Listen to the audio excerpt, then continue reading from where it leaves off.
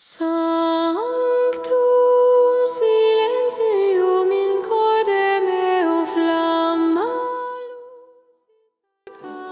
Le sens de notre vie au-delà des différentes dimensions de l'être, intégré dans le tout cosmique. Quel est le sens de notre vie ici sur Terre?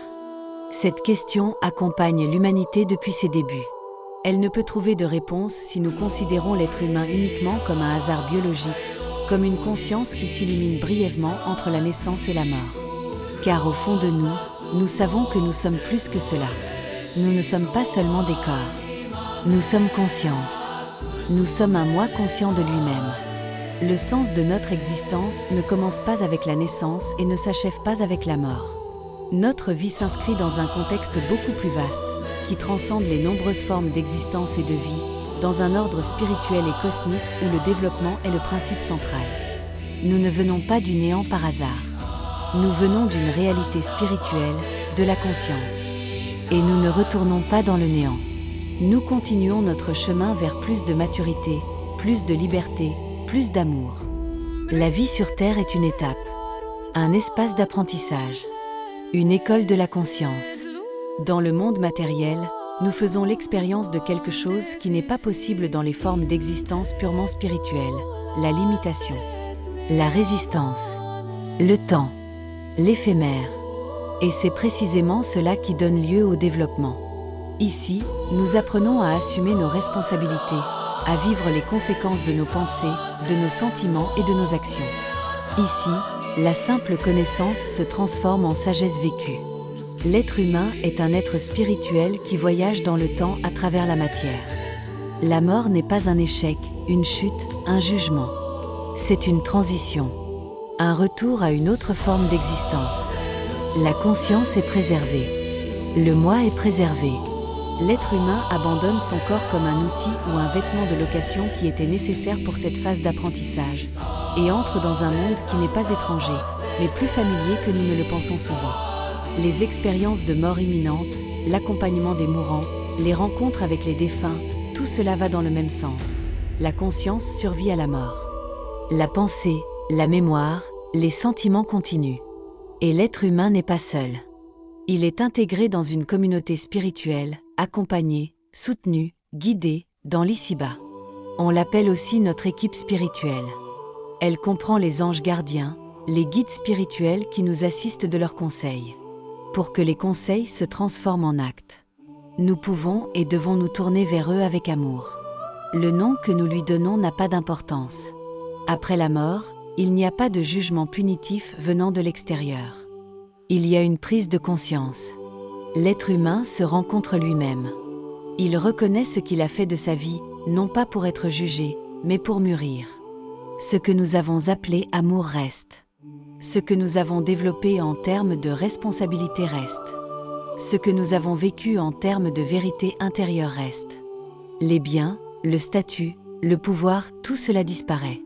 Ce qui reste, c'est ce que nous sommes devenus.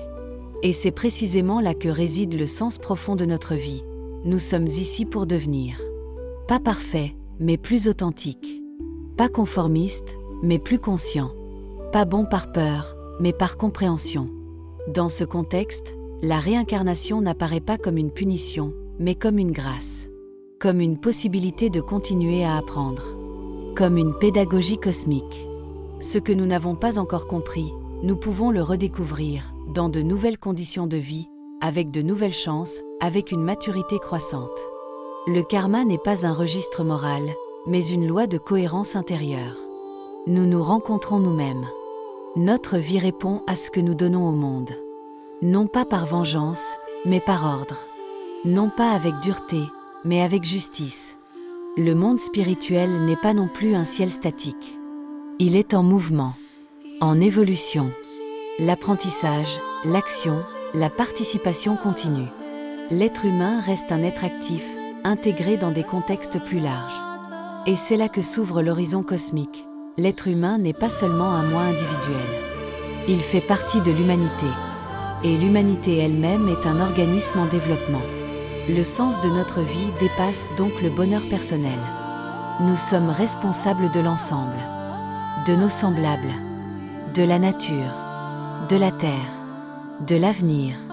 Ainsi, le bonheur personnel, la joie et la sérénité sont la conséquence de l'exercice de notre responsabilité. L'être humain, en tant qu'être hybride, se trouve entre deux mondes. Un pied dans la matière, un pied dans le spirituel. Par nos pensées, nos sentiments et nos actions, nous agissons dans les deux sens. Nous sommes un pont, des traducteurs, des co-créateurs. Les religions ont accompagné et accompagnent encore cette évolution. Ce ne sont pas des vérités définitives, mais des écoles de conscience. Dans cette optique, Jésus n'apparaît pas comme un sauveur exclusif, mais comme un enseignant de l'amour, de la liberté intérieure, de la maturation du moi. Pas la peur de Dieu, mais la confiance. Pas l'obéissance, mais la connaissance. Celui qui ne craint plus la mort vit plus consciemment. Celui qui en comprend le sens vit de manière plus responsable. Celui qui sait que tout est intégré perd sa peur et gagne en profondeur. Le sens de notre vie est l'évolution dans l'amour et la liberté. Pas une seule fois, mais à travers de nombreuses étapes de la vie. Pas de manière isolée, mais en lien avec le cosmos. Nous sommes en chemin. Et nous ne sommes pas perdus. Quel privilège, quel bonheur de vivre ici et maintenant et d'avoir un maximum de possibilités d'évolution grâce à un maximum de défis.